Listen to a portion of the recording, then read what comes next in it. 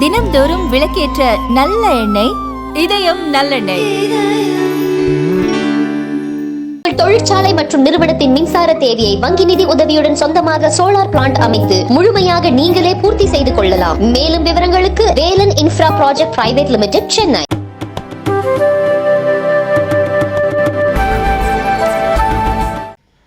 Respected Dr. Mahesh Chandra Sharma, respected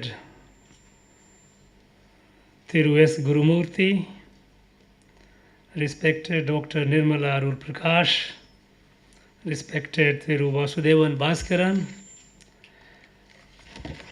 distinguished persons present here, friends from the media, gracious ladies and gentlemen, at the very outset, I would like to extend on behalf of all of us our deepest condolence to a number of lives, precious lives lost today in our state in an accident in a fireworks factory. We pray that the departed soul meets the divine, injured recover fast, and the families of the bereaved get the strength to bear with the loss. Friends, we are assembled here on a very special occasion, the release of the complete works of Pandit Deen Dayal Upadhyay ji, 15 volumes. And for this, I offer my deepest respect to Dr. Mahesh Chandra Sharma and his team for doing this monumental work, compiling the works of this great, one of the greatest and the tallest thinker of the world of the 20th century, who under the adverse circumstances, with his original thoughts, did so much that holds a very bright promise for us, for our future, a bright future.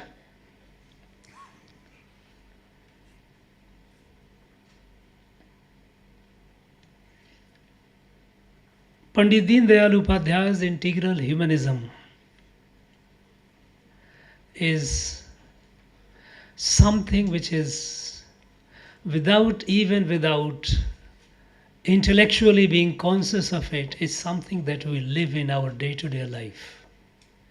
Every Indian, every Bharatiya, from Kashmir to Kanyakumari and Kutch to Kamrup, in the day-to-day life, the way we conduct our affairs, in our personal affair, in our collective affairs, it reflects that deep thought which several thousand years ago our rishis had revealed during the time of the Vedas. The one creator, Parameshwara, who had created the entire creation and is present in every element of it. This Atmavata Sarva Bhuteshu,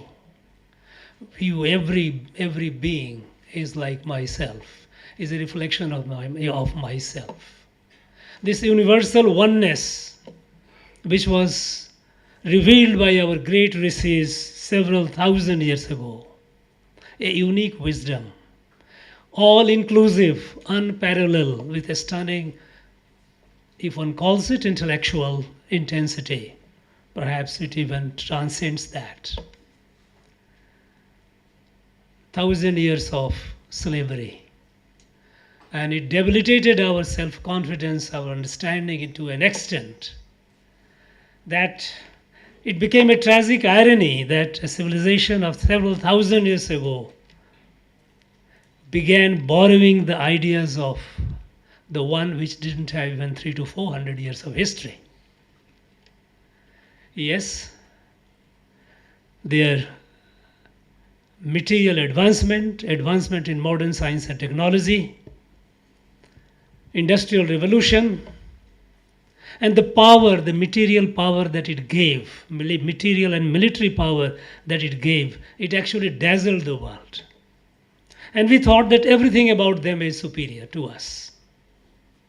And we started borrowing whatever they dished it out, howsoever absurd it might be. But we very obediently, unquestioningly began following that. And those ideas are responsible today for the problem, the existential crisis that the world is facing today. And even in India, we are facing this problem. At the time when British left us, look at the number of castes, number of tribes that we had. And look at the number of castes and tribes that we have today. It has gone up many times. New and new identities are coming up. New and new. We never knew there was something called Dravid and Aryan. But British conspiracy and their Indian compatriots, they put together, it became a point of division. In this state, our own state, a beautiful state, we have 25 million people who don't feel that they wholeheartedly, they are accepted here. They call themselves, today they call themselves linguistic minority. They are now fighting case in Supreme Court for recognition of their language, because they are not allowed to teach their own mother tongue in their own schools. Now imagine before 1956, before the reorganization of this Madras state, what was the situation? They were people of this place. We were all together. But then the division, subdivision, and further subdivision, keeps dividing to an extent that in our own place, the place where we have been there for last centuries and centuries, suddenly this place becomes as if we are a migrant. They tell me, in fact, some Telugu people, some Malayalis and Kannadiga people, they tell me, sir, we are migrant. I say, migrant? When did you come? Oh, sir, our 4 long back, great grandparents, they came maybe about 300 years ago or 400 years ago. And so you are migrant. Now imagine, this place, you have several thousand Zoroastrians, thousands and thousands and lakhs of Marathis, people of all description, all hues, people of this country didn't know that they didn't know any such barrier. They moved from one end to the other. They lived without any restrictions. It was one Rashtra. But this new ideas, the Western ideas of a modern state, and Western ideas based of rights, and rights based on numbers based on your identity based on who you are, and start finding the differences. I was in Nagaland. People there, everyone, by and large, outside people say that there are 16 tribes in Nagaland. Actually, when you go there, one tribe, if you start looking at difference, has more than 30 sub-tribes, and no two are in dialogue with each other. Where if you start looking at this in terms of differences, hundreds of us, we are all different. Let us follow our own path. This has done colossal amount of destruction, damage to us. The result is today the world is facing crises like climate crisis, wars, invisible wars everywhere, acute poverty, unacceptable inequity, unstable equilibrium, unacceptable accumulation of weapons of mass destructions. There are many countries which have nuclear weapons capable to destroy this earth many times over. One accident, one fluke somewhere, and the world is gone.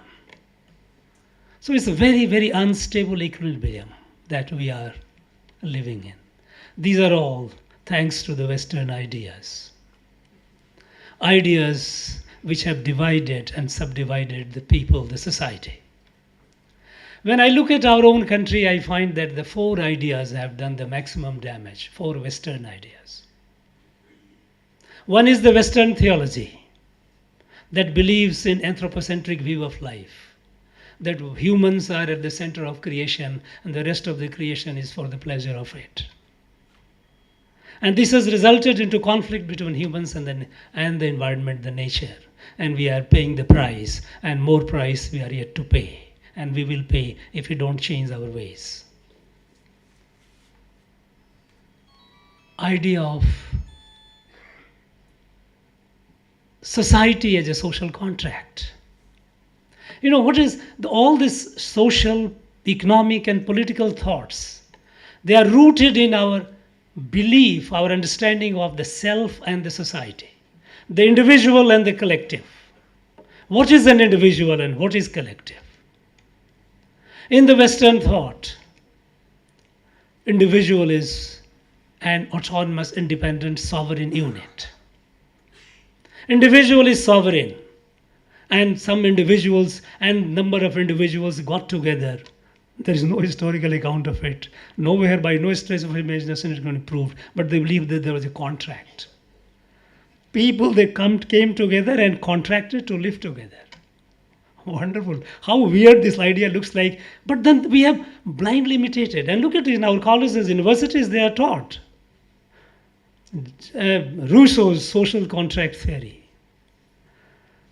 When they say that before this, we were in very nasty, brutish condition. Hobbes said, life in nature was nasty, brutish, and short. So they needed a strong Leviathan, a strong, powerful state to control this. Out of fear, out of control. Social contact, individuals. So when you say that individuals constitute the society and they are the primary stakeholders and individuals are sovereign, obviously it leads to individualism, that the individual's right have to be protected. Individual's autonomy, to what extent? No one knows, it keeps changing. This individualistic view of life, of society, it has created so much of problem. You know, we are all, look at this, individual, together they constitute the society, there's no doubt about it. But then, so is the case with atom. It's the atoms that come together and constitute the molecules. Let us say, do we say that no, hydrogen atom and oxygen atom, they have decided to come together and form the water? I mean, this is absurd logic. That okay, they decide that they choose to form a contract and so the molecule is born. Every atom has autonomy within the limit of that whole. And if you look at the atom, it is a micro solar system. We all know that our solar system, how it is, so is the atom. Atom is a reflection of a solar system. So this micro containing the reflection of the macro, and that is how the whole universe creation is made. But no, when we start looking the world from the perspective of each individual, each atom, this atomized view of life, of society, which has caused all the destructions, which is causing all the destructions. There was another great intellectual, Karl Marx. Karl Marx also believed in individualism. individual's growth. Of course, he believed in a different format. And he said the society, all the institutions are there to curb the individual, so all the institutions must be demolished, be it family, be it society. He didn't believe in all this. Because family restricts the growth of an individual. Wonderful idea. You know, this kind of ideas, and which people, this may be a good construct as a designer, as a carpet designer weaves a good design, looks beautiful. You can intellectually carve out a good argument. It may look beautiful, a design, but it's not a beautiful life. It's not the reality. You may give a wonderful argument, cogent, logical, but we know that logic leads many ways. Naisa tarikena matirapaniya, that is what our even Upanishad says. Logic doesn't lead you to truth, it doesn't lead you to peace and happiness, that doesn't lead you to harmony. It leads to chaos. And that gentleman who created a model where society was neatly divided into have and have nots, and the two will be in a perpetual war, conflict. Keep fighting. I mean, as if there is no gray in between. Even if you, the fact is that there is a relative poverty, relative richness, but have and have nots are neatly divided in his model, mathematical model, and the two are in perpetual conflict. And that conflict is inevitable according to him. And eventually that will lead to a state where a stateless society, first is the state to be autocratic, and then the state itself will wither away. Very idealistic, fantastic. But it's a fantasy, fantastic fantasy, nothing beyond. But this gentleman also did something wonderful and something dangerous. In 1852, he also wrote a number of essays in New York Daily Tribune.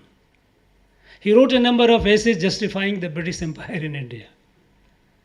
He said, it was in August 1852 that he wrote almost 20 articles. The theme of all the essays was that, well, I am opposed to imperialism, but in India it is a historical necessity. In India it is a historical necessity. Why? Because in India, society is very conservative, very suffocating. It doesn't let an individual to grow. Individual doesn't have the opportunity to fully blossom. The genius of the individual cannot blossom fully. And a society that worships cows and monkeys have no right to exist. So the British Empire, which is a historic necessity in India, have two tasks. One, total annihilation of India's social order, destroy the society. And number two, lay the foundation of Western material civilization. For Karl Marx, human beings were moving hydrocarbons, nothing beyond. All our emotions, everything is a chemical reaction. But that impacted us, and that is impacting even today. There are still people who are, well, quite beholden to him. And the fourth is, I look at it from my perspective, when I look at it, is Charles Darwin. Darwin, a wonderful guy who says humans have come from monkeys. And it is taught in classes, schools, colleges, everyone believes, not everyone, but those who are, most of people believe in it. Because he found certain pattern in the skeletons of the creatures, he said it, the evolution happened through this, and finally humans evolved from the monkeys. And he gave a doctrine, survival of the fittest. The survival of the fittest gives moral justification to mercantile capitalism. If you are strong, by hook or by crook, you must be strong, you must prevail. Weak is destined to perish. There is no element of compassion in Darwin's theory. Darwin took humans to the level of the animals. And we believed in that. Now these ideas are still prevailing in our country, still in our academia. People, they discuss, they talk, they read. Our students, they read, they write in the examinations, questions are asked. Even when I find in the political, even the UPSC aspirants, when they study the paper in political science, they read the philosophy of Hobbes, Locke, Rousseau, all the social contract. Life in nature was nasty, brutish, short. I said, what is what? My question, when actually Gurumurti said that it was, how could such a person be there?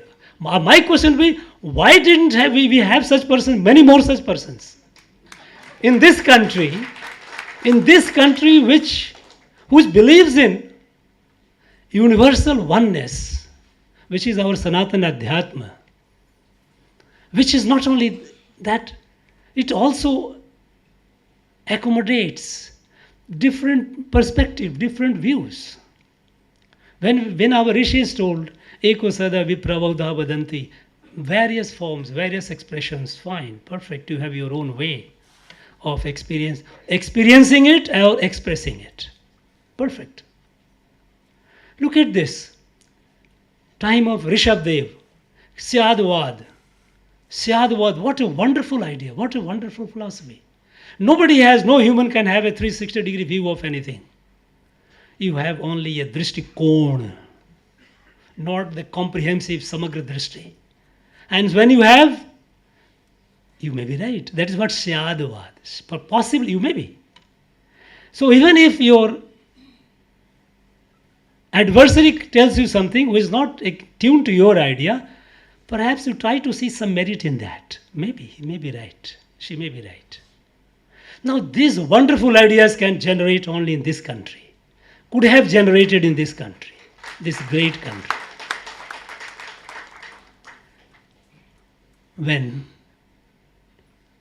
we know that when India became independent, when the British left us, Rishi Aurobindo had jotted down dreams for India. There Rishi Aurobindo says on the 15th of August 1947 that in entire universe, Earth is the only evolutionary planet. This is the only planet where consciousness is in the process of evolution, there is life. And on this planet, unique planet, Bharat is the only country where several thousand years ago, this wisdom was revealed that this consciousness is one with billions of manifestations. Universal oneness of creation, which does not exclude anyone, not only humans, animals, plants, everything. Even in inanimate, the consciousness is in a dormant stage. So Rishi Aurobindo said, and look at his time. His time was a very devastating time. This was the time when also of Pandit Deen Dayal Upadhyaya ji, when the world had witnessed two devastating world wars. Millions and millions had perished. World had also witnessed unprecedented destructive power in the hands of humans, atomic weapon. World was divided, fighting with each other, armed with immensely destructive power. What was the fate of humans, humanity? Rishi Aurobindo wondered, was it self-destruction? And then he said, no, it is not. We have to evolve to the higher level, the next level of consciousness, where this becomes a sahaj gyan. When I start seeing in all of you as myself, without any effort. That stage once it comes, the differences drop. We are all one. We are one part of a family. We are like leaves of a tree. There are million leaves of a tree, thousands of twigs and branches. Each leaf is unique. No two leaves are alike. Each twig and each branch is unique. No two branches are alike. And yet, away from the tree, it has no existence. It is all a part of one. It's like Waves in the ocean, when we go and stand at the beach, millions of waves come, no two waves are alike, but waves come and finally meet into the ocean. That awareness was there among us, among our rishis had given us this wisdom. And that is what is called Vasudhaiva Kutumbakam, which is, here we say, Yadu Mure Yavarum Kele. This is, which is the motto of our G20 presidency. Today, country, we know, we are moving forward with this, with these ideas of oneness, one family. The globe is a family, the world is a family. It's not just shared future, it is a one future. It's not a shared interest, we have a common interest. It is, this is a part of a kutumbam. With this sense, today our country is moving. But when Rishi Aurobindo, he jotted down the dream, he said that why is it happened only in Bharat? That this idea, this knowledge, this wisdom was revealed. Why was it? Why was it not revealed in any other part of the world? He says it was not a coincidence. It was not a chance. It was a divine wish. And so, Bharat has a divine obligation to spread the light across the world. The light of oneness, light of your whole family. This is a divinely mandated obligation, duty of Bharat. And for this duty to perform, Bharat must be strong. And must be strong not just militarily, economically, but must also be strong as a one family. And here comes the teachings and works of Pandit Deen Dayal Upadhyaya ji, when he says, we are all one. We are a part of a family. Ekatma, integral humanism. You may explore darshan, which Pandit Deen Dayal ji has given to us. I would expect, I would wish, and it is our duty also to give a wider currency to the work of Pandit Deen Dayal ji. It has to be a material, a course material in our universities. In the abridged form, it has to be taken to the schools.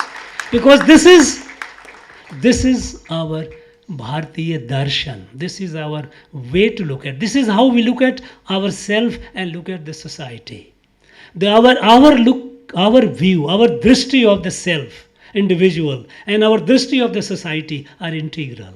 The two are not different. And this drishti, literature about this, more and more literature have to be created. Maybe we have to commission, and it should be, more and more research scholars should work on him. Because what Pandit Deen Dayal ji did is not, it doesn't end with this 15 volumes. These works, each of these have to be done, more and more research have to be done, have to be expanded in a contemporary context. He has already contemporized it, but it has to be in the local context, it has to be explained in new situations, because we all live in a dynamic situation. Today is not yesterday, and tomorrow will not be today. So it has to be kept updated. More and more research have to be done, more and more research scholars have to be committed to it. And we have to encourage more and more research on the indigenous, the Indian Bharatiya Gyana Paddhati, which is fundamentally different from the European epistemology, European Gyana Paddhati. And there only, by this only, we can keep the idea of Bharat as a Rashtra. Bharat as a political state and Bharat as a Rashtra. Unfortunately, the notion of Bharat as a political state has overshadowed the Bharat as a Rashtra. It has weakened the concept of the Rashtra. We have to reclaim it, regain it, for the good of our country, for the good of Bharat, and for the good of the world. This is a responsibility that we have to take it forward. And once again, I thank you, Dr. Mahesh Chandra Sharma ji and his team for delivering to us a very wonderful book, compendium of work of Deen Dayal Upadhyaya ji. Jai Hind, Jai Bharat. Thank you.